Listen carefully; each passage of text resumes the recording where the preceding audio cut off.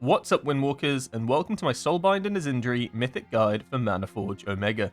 I've decided to try and do these guides a little differently this time around, where I actually look back in retrospect and go through each aspect of the fight, from talents and gear, all the way to how each of the hero talents play out during the fight, and my thoughts on all of it. The video will be split into two parts. The first part will be the analysis and discussion of the encounter, and the second half will be a clean run through of the whole fight. This will be the structure of all these boss guides, and I think this makes it easier for you to see the encounter with a commentated discussion, as well as the option to watch the fight without interruptions. As with all of these guides, you can find the talent builds I recommend in the description, as well as the advised trinkets and timeline reminders for the relevant hero talent. Cool! I hope this style of video works well, and the analysis helps you with either getting your first takedown, or just getting a nice juicy pass. Anyway, let's get to it. I think we're going to go Soulbinder next, which, in quotation marks, is the best Windwalker fight in the raid.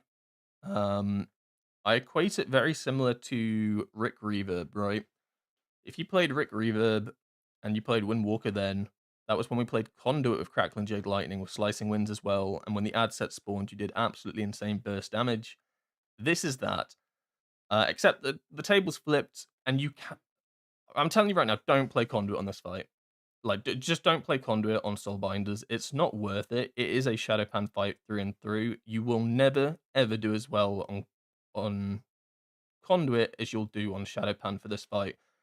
Unlike Plexus Sentinel, where you can probably do just as well, if not better, on Conduit, sometimes SHADOPAN, sometimes Conduit, depending on timings and stuff like that. SHADOPAN will always beat Conduit here, just because of how the fight works. The fight is an ad spawning fight, and the cooldowns line up perfectly with SHADOPAN. 2 minutes is the big cooldown moment, and that's also when all the ads spawn. Lines up perfectly, amazing. And then the next big ad spawn is about 420, which is just a 20-second hold on cooldowns, but then again, insane burst. You nuke everything down. Conduit, playing 1 minute 30, it misses that 2-minute burst, right? Like, you've missed the ad set. And then I suppose you could hold, but you're holding for 30 seconds at that point. And then if you hold for 30 seconds, you then pop again at 3:30, and then you're holding for another minute, right? Basically, you just cannot really get away with playing Conduit here. As well as that, the fact that you get shorter Stormwrath and Fires on SHADOPAN here also make it a better fight. Like, it's just such a good SHADOPAN fight. Absolutely amazing fight for SHADOPAN. You have to play it here. Trust me, bro. Okay, let's have a look at. So this is Plexus Sentinel. Let's have a look at Soulbinder. So, SHADOPAN, you kind of go like a semi-AoE build here. First off the bat, you can see straight away I'm not running Zuin's Bond because I'm playing 2 minutes. I do run Zuin's Battle Gear, and that's because, for the most part, you are actually just hitting the boss, right? Like, there are ad spawns, but outside the 2 minute and the 4-minute 21, the ads die extremely quickly. You do have to try and take advantage of this, and you can. But outside of that, it is a single target fight, right? In quotation marks. I mean, it's not a single target fight, but outside of that, you do want to be like Rising Sun kicking to get more Fist of Fury on the boss. So it is worthwhile to take Zuin's Battle Gear. But in terms of like AoE stuff, taking things like Shadow Boxing Treads is quite useful because you get a lot of value from AoE blackout kicks in this fight, and of course, Crackling Jade Lightning.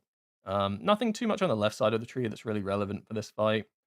And in terms of like gear and stuff, so this is where I ran Nether Prism. And once again, it's because I didn't have an Araz. If I had an Araz Ritual Forge, it's built for this fight.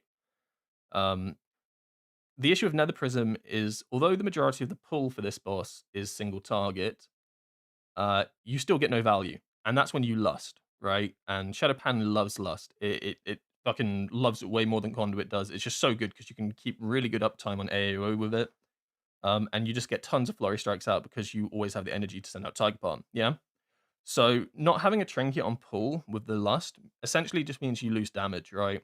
And then realistically after that, you're only sending 2 sets of cooldowns out. So you'd only get 2 uses of Nether Prism compared to a Raz Ritual Forge's 3 sets of cooldowns. As well as that, the majority of the damage that you're going to do during those cooldown windows comes within like the first 10-ish seconds, and that's when the ads start dying, right? So Nether Prism will be good because it's got an agility buff for the entire thing. But a Raz Ritual Forge is better because it will have a higher agility buff just because Nether Prism won't be able to catch it in the amount of agility it gives you. And it will, although a Raz decays, it's higher during the period that you want it. right? So this is an Araz antenna fight through and through.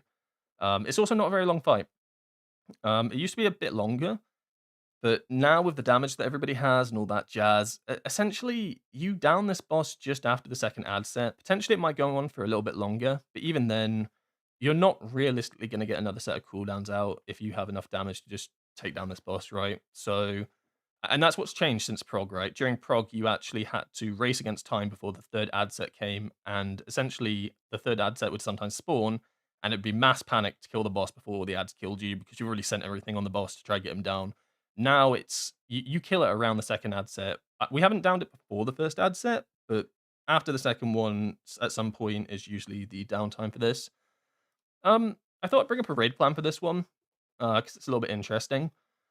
Um, and you might see in raid plans for this as well, with all these knockbacks and things. I'm going to tell you a little cheat code for this boss that will make it infinitely easier. You don't have to memorize a raid plan at all for this boss. It's super simple. Get your tank to mark themselves and always stand on them for the knockback. Easiest way to do this boss. I promise you. That's how we did it. I looked at this raid plan once before we progged it, and then our tank essentially said, I'm going to mark myself.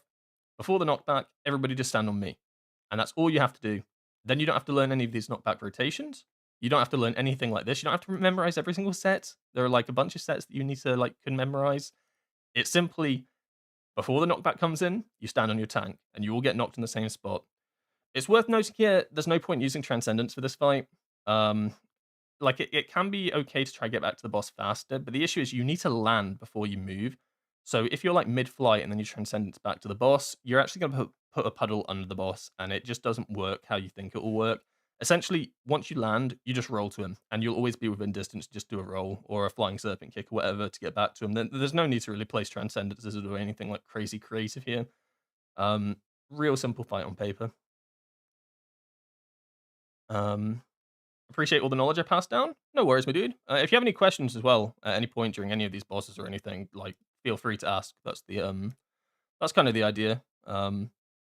Trust me, I can and I will just yap. But if you have any questions about anything specific on bosses and stuff like that, feel free to ask. So now we'll go through the fight, and we'll start off. And I'll try to play by through on this one as it goes on. Storm, Earth, and Fire. Oh, cool! I got a piece of loot. That's nice as well. Storm, Earth, and Fire is really important on this boss, and when you send Storm, Earth, and Fire is also really important. So you open up here with the standard single target opener, Tiger Palm, Rising Sun Kick, Tiger Palm, and then you start going. And throughout this fight, it's worth mentioning that you want to Crackling Jade Lightning almost every single set of ads. It's really crucial that you do this, even if it's not at 20 stacks. A lot of people get a little bit tunnel vision into 20 stacks. I need to send at 20 stacks. On this fight, you don't have to send at 20 stacks because you want to get the value of hitting 3 targets, right? So even if it's not 20 stacks, you still want the value. So I'm going to freeze it here. Right now, the ads are spawned, right? You can see that I've actually been saving spinning crane kicks.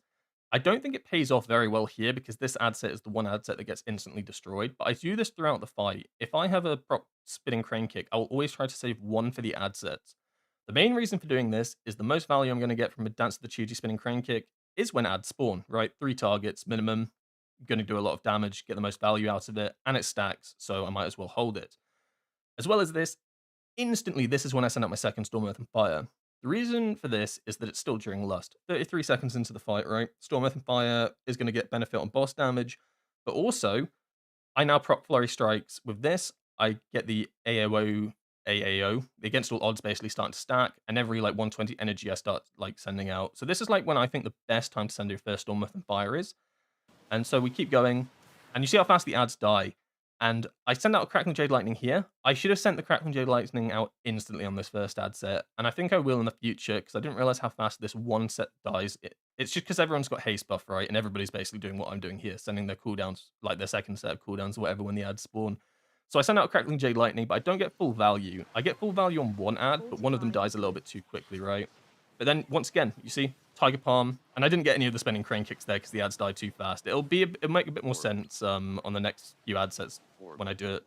But there, you can see we all stood on top of the tank, got knocked back. The moment I land, roll into the boss. And you do that for every single knockback. You don't have to learn any of these positions. As long as your tank is stood in the right spot, that's all that you need to do. Once again, sat on 2 spinning crane kick stacks. Hopefully I send one now. Am I holding both? No, good. I don't hold both. Clever monk.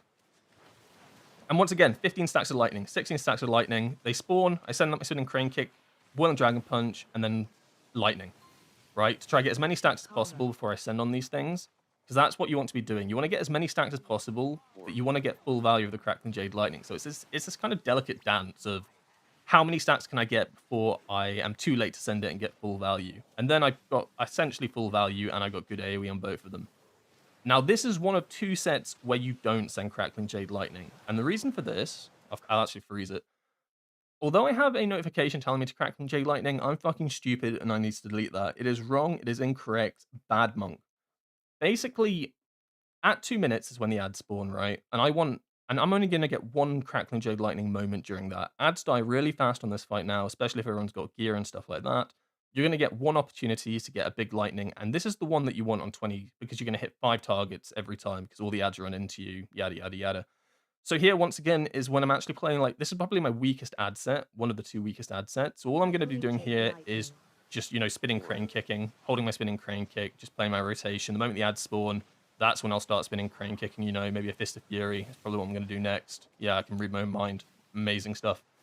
And this is the one time when I think you really need a defensive this fight, and it's before the explosion happens. I pressed Fuse Magic, it's big AoE magic damage, and now this is when things pop off. I'm on 20 stacks. I don't send it instantly, because I'm waiting for my Zuin and Storm and Fire. I want to be at full AoE stacks. So you can see now it's hit blue. Well, my mouse is here, so that means I know that I'm at full 20% extra agility. Tons of ads still here. And then I Crackling Jade Lightning, and I'm just weaving Tiger Palms in. Every other ability is essentially Tiger Palm when possible, if I have enough energy to do so, to try to get as much value as possible. But you can see how fast the ads die, right? You need to get the Crackling Jade off pretty quickly. So essentially almost within like the first 2 or 3 globals after you send Zuin and Storm, Earth, and Fire. So now I send Storm, Earth, and Fire again, and I'll be honest, I regret this. I think I should send it on the next ad set.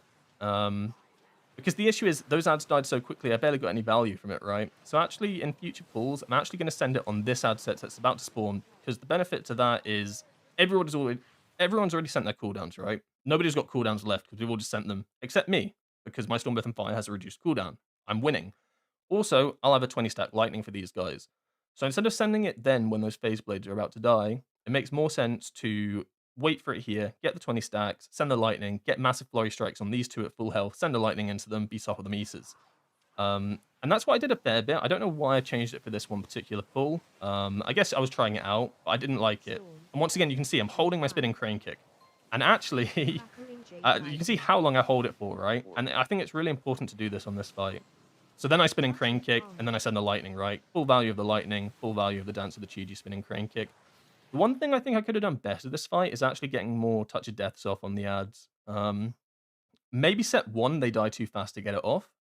But the set before the 2 minutes makes perfect sense to get a touch of death off, because those ads take a little while to die, and then it sends you into the big 2-minute cooldowns, essentially with the extra 5% damage buff, right, from the touch of death. So that's probably the best time you do it. You do it on the ad set just before both of the big burst windows. I didn't quite do it this pull, but it's something that I'd do in the future, right? So, once again, going on. And then the next one's still the same. But you can see knockback here. Everyone stood on top of the market tank, and then I roll back in. It's as easy as that. No transcendence, no spatial rift needed. It's really simple. It's quite straightforward. As long as you can see some people were not stood in the tank, so you got a few puddles everywhere. So then you get this mechanic, pretty disgusting. Just get out the group, unless you're one of the poppers, and then just be careful, get back in. And once again, we're about to pop here. I've got a spinning crane kick ready to go. I almost get 1 shot, amazing. Spinning crane kick, and then I'll send my lightning out to get full value of it. In fact, I might have sent it out a little bit late there from the looks of it. I should have sent it out 1 global sooner, so that was a bit of a mistake, actually. Once again, knockback, roll. And now we're coming up to the second set of ads where you also don't send Crackling Jade Lightning. And it's 4 minutes now, so at 4:20-ish, that's when the next big set of ads are coming out. I'm holding Zune this entire time. I'm holding my Storm, Earth, and Fires. And essentially, this is when I'd say I should have touched to death again, right? Because then going into this one, I'll have the extra damage to go nuts. Once again, hold the spinning crane kick. Hold the Crackling Jade Lightning. Do not send it, otherwise you get no value from the big pack coming up. And now, I should have actually had a defensive here, because this is going to hurt a little bit. I didn't. Unlucky me. Didn't actually hurt that much. And then once again, everything's spawning, and I send out Zuin and everything. Go absolutely ham. I'm holding Crackling Jade Lightning because I was... So it's worth noticing, I was holding Crackling Jade Lightning here, even though I'm at 20 stacks, because I knew not enough ads were in the vicinity of me to get a full value Crackling Jade Lightning. So I wait for enough to come in. The moment that one got pulled from the left, that's when I send. Because now we've got 1, 2, 3, 4, and I think there's a target behind. If not, I should have sent it a little bit later and got the full value from it. But you can see what I mean, right? You're waiting to get as much as you can, and then it's just weaving Tiger Palms in every other ability. You can see I even hold Fist of Fury there for a couple of seconds because I know it's more important for me to get Shadow Flurry Strikes and all of these things. Absolutely mince them into Smithereens. And then I just send out my other Storm Earth and Fire here because I just carry on the 20 stacks of AOO as best as possible. I mean, it dropped off. But there's no other real time you can send out Storm Earth and Fire. You can't send it out prior to that, otherwise you won't have it for your cooldowns.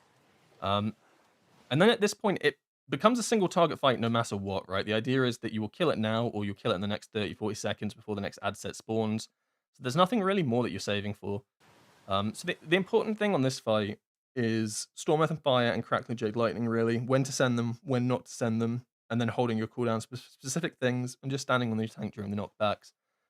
Pretty straightforward fight. You can see just how much damage you can do with Flurry Strikes. Like, all this damage is going to be Crackling Jade Lightning and Flurry Strikes. So they're pretty hard carries on this fight, I'll be 100% honest. Like, there are amazing abilities on this. And it's why it is, on paper, probably the best Windwalker fight.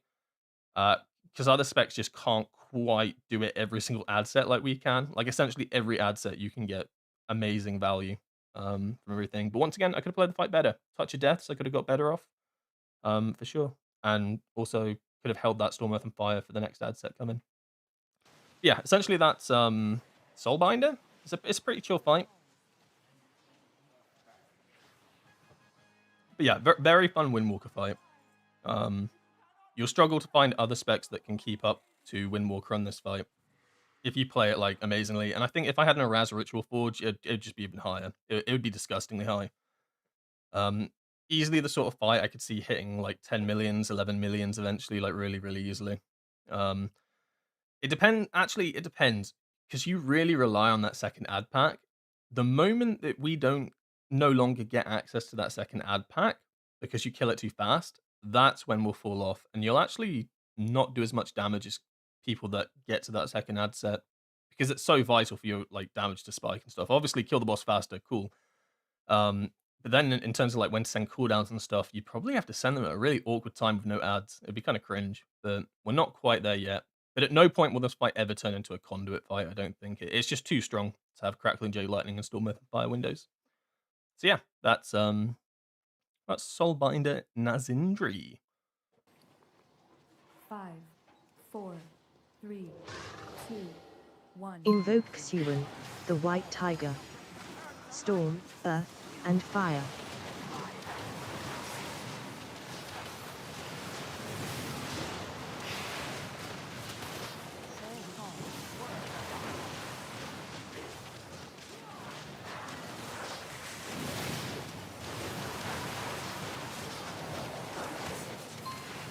Storm, Earth, and Fire.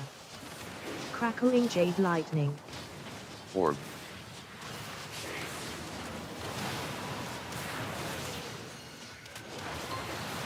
Fortifying Brew. 4, 3, 2, 1. Orb. Orb.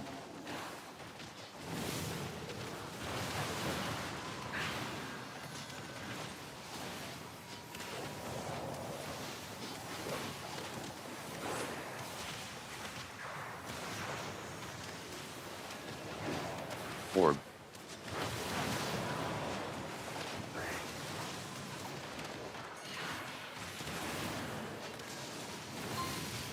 Touch of Karma. 4, 3, Orb. 2, 1.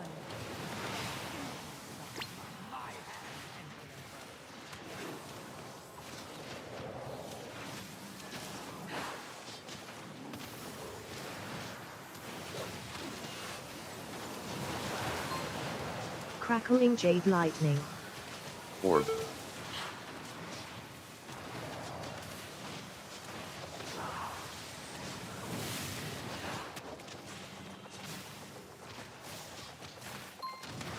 Diffuse magic. Orb. Storm, earth, and fire. Invoke Siwan, the white tiger.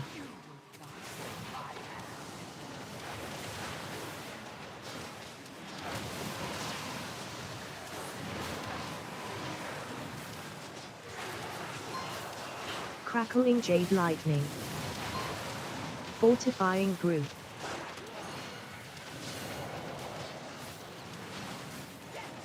Four, three, two, one. Orb.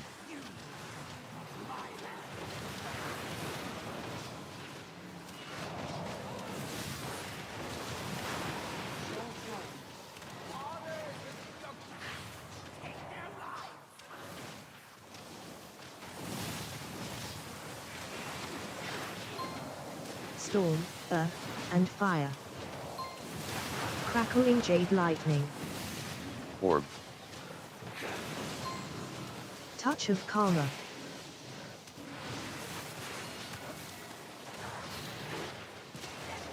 Four, three, two, one.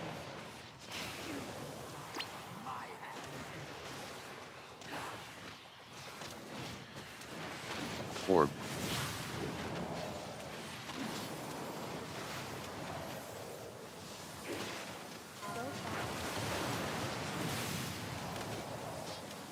Orb. Crackling jade lightning. Diffuse magic.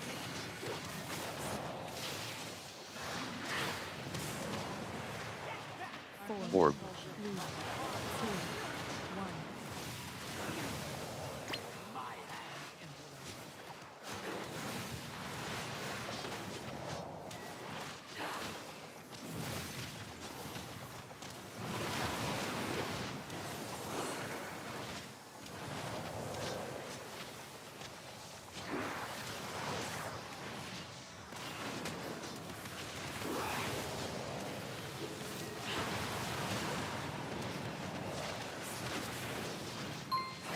Invoke Siwan, the white tiger.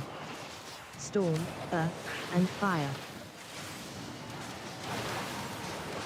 Orb.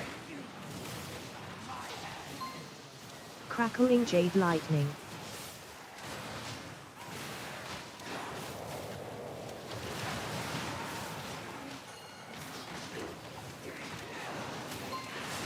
Fortifying brew.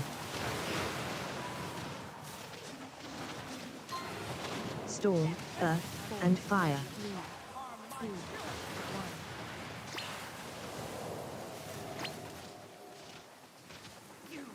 one. Orb.